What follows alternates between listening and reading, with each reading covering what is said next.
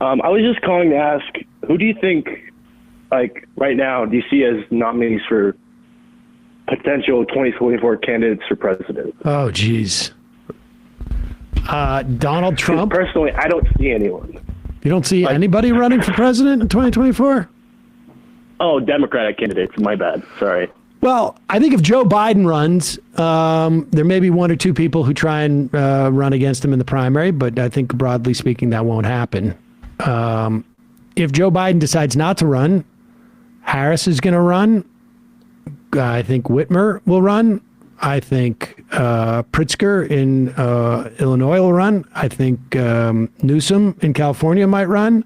I think Warnock potentially, after winning all these close races in Georgia, if there's actually an opening, like you said, if Biden actually, I think all of this is completely contingent on Biden deciding to or not. Yes, I would imagine there's a couple of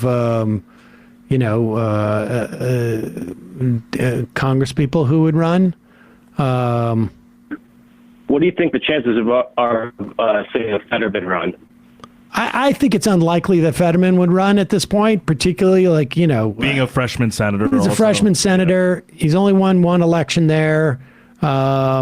He's still going to be coming off of his he's got stuff to prove in the Senate first. I think unlikely that he would run is my guess.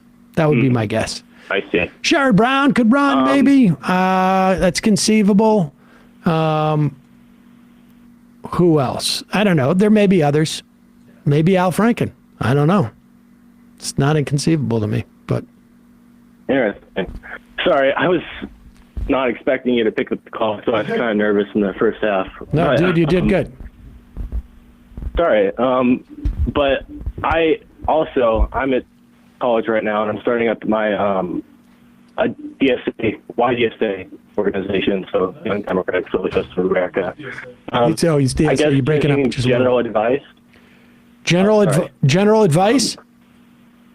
For I'm starting up a Young Democratic Socialists of America organization at my college campus. Sweet. And I don't know what issues you think I should stick to. Any advice, stuff like that. Where are you starting that up at? Northern Michigan University. Interesting. So I would look towards whatever a more close DSA, probably a better advice and more local advice than what we can give. But I'd say you're already on the right track of starting it up. Yeah, I mean, I think look. You should find the local, your closest DSA, find out what they're doing, and see if that resonates with you. I would also, when you start to build a membership, have them, decide. Yeah.